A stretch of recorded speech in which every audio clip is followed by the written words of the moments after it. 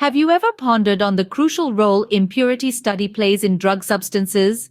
Today, we're diving into the International Council for Harmonization, or ICH, guidelines to explore this fascinating topic. Picture a world where the chemistry and safety aspects of drug impurities are intimately intertwined. On one hand, we have the chemistry aspects. These encompass the classification, identification, reporting, and listing of impurities, as well as the analytical procedures associated with them. On the other hand, there are the safety aspects. These primarily focus on qualifying impurities that are either not present or present at lower levels in batches used in safety and clinical studies. Impurities can be classified into three main types. Organic impurities originate during the manufacturing and storage process.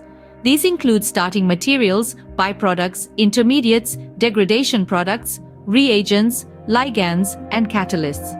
Inorganic impurities, on the other hand, result from the manufacturing process, incorporating elements like reagents, heavy metals, inorganic salts, and other materials. Lastly, we have residual solvents.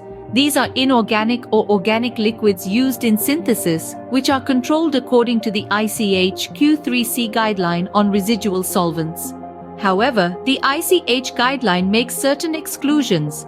It does not extend to extraneous contaminants, which are addressed as good manufacturing practice issues.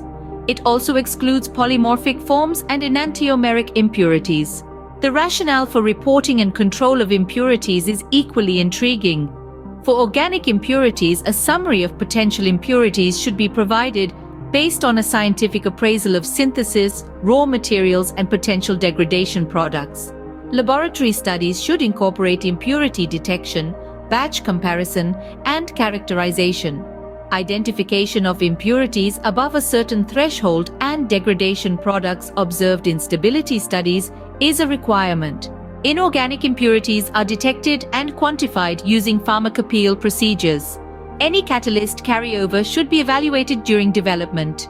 A discussion about the inclusion or exclusion of inorganic impurities in the new drug substance specification is necessary, with acceptance criteria based on standards or safety data. As for solvents, the control of solvent residues in the manufacturing process is discussed according to the ICH Q3C guideline for residual solvents. In essence, this video has provided a comprehensive overview of the handling, classification, and control of impurities in new drug substances, considering both chemistry and safety aspects. It is a testament to the intricate and meticulous processes involved in ensuring the safety and effectiveness of drugs. The ICH guidelines serve as a beacon, guiding us towards a future where every drug is as safe and effective as possible.